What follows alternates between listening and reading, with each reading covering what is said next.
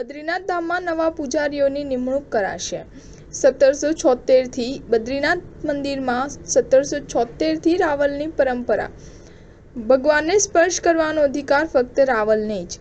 દેશના ચારધામ અને ઉત્તરાખંડમાંના એક બદ્રીનાથ ધામમાં આજે 13મી જુલાઈએ નવા રાવલની નિમણૂક કરવામાં આવી રહી છે। બદ્રીનાથની પૂજા કરનાર મુખ્ય પૂજારીને રાવલ કહેવામાં આવે છે। માત્ર રાવલને જ મંદિરના ગર્ભગૃહમાં પ્રવેશવાનો અને બદ્રીનાથજીની મૂર્તિને સ્પર્શ કરવાનો અધિકાર છે।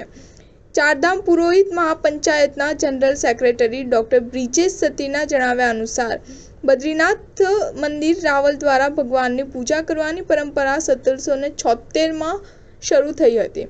ત્યારથી અત્યાર સુધીમાં 20 રાવલ થયા છે। હાલમાં ઈશ્વરી પ્રસાદ નમૂદીરી મંદિરના રાવલ છે। તેઓ 2014થી બદ્રીનાથ મંદિરના મુખ્ય પૂજારી છે। હવે ઈશ્વરી પ્રસાદ પારિવારિક અને સ્વાસ્થ્યના કારણોસર બદ્રીનાથ મંદિરના રાવલનું પદ છોડી રહ્યા છે। આ પછી વર્તમાન નાયબ રાવલ અમરનાથ નમૂદીરી મંદિરના નવા રાવલ રહેશે। આજે રાવલના પદ પર અમરનાથ નમૂદીરીની નિમણૂક કરવામાં આવશે।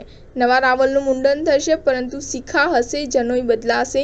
આ પછી પંચોપચાર સ્નાન કરવામાં આવશે। ત્યાર પછી તેઓ તેમના નિવાસસ્થાનના કુંડમાં સ્નાન કરશે। ઘરમાં સ્નાન કર્યા બાદ બદ્રીનાથ કુર્મધારા, પ્રહલાદધારા, ઇન્દ્રધારા, ઉર્વશી અને ભૃગુધારામાં 5 સ્નાન કરશે।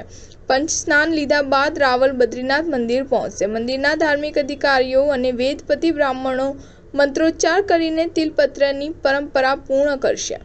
મંદિરના હવન યોજાશે। આ સમગ્ર પ્રક્રિયા 13 જુલાઈના રોજ થશે। બીજા દિવસે એટલે કે 14મી જુલાઈની સવારે હાજર રાવલ ઈશ્વરી પ્રસાદ નમૂદીરી સાથે નવા રાવલ મંદિરમાં જશે। મંદિરમાં ભગવાનનો મહાઅભિષેક કરવામાં આવશે। જૂના રાવલ નવા રાવલને ભગવાનની પૂજા કરવાની પદ્ધતિ વિશે માહિતી આપશે। આ રીતે અમરનાથ નમૂદીરી બદ્રીનાથજીના રાવલ બની જશે। સ્ટાર ન્યૂઝ 7 હંમેશા સચ્ચાઈની સાથે।